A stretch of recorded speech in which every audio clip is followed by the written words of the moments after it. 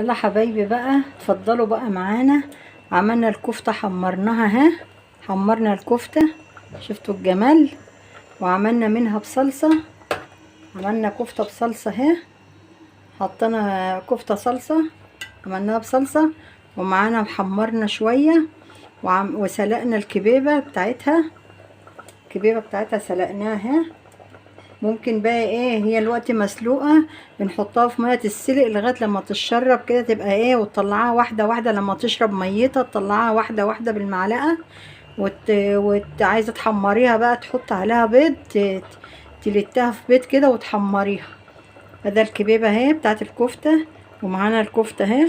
تعالوا بقى اقول لكم على جمال الكفته وحلاوتها دي. الكفته ام صلصه دي عملناها ازاي. يلا حبايبي، احنا عملنا بقى الكفتة اهي، صبعناها، ضربناها في الكبة واتفرمت. طلعنا منها كيلو كفتة ونص كيلو اقراص. الاقراص الكفتة دي هنسلقها، ودي هنحمرها وهنعملها في صلصة. دي هتتحمر وهتتعمل في صلصة، ودي هتتسلق.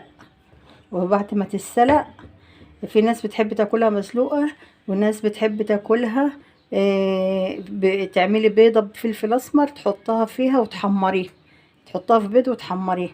وده معاكم يا حبايبي اهو.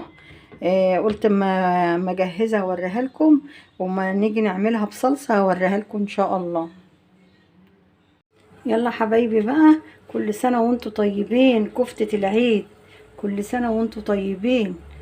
ايه رأيكم بقى في كفتة الصلصة الحلوة دي؟ ايه رأيكم؟ وطلعنا منها كمان كبيبة زي ما انتوا شايفين كده. يلا شجعوا يلا ويعملوها، وفي رمضان وفي العيد في اي وقت اعملوها.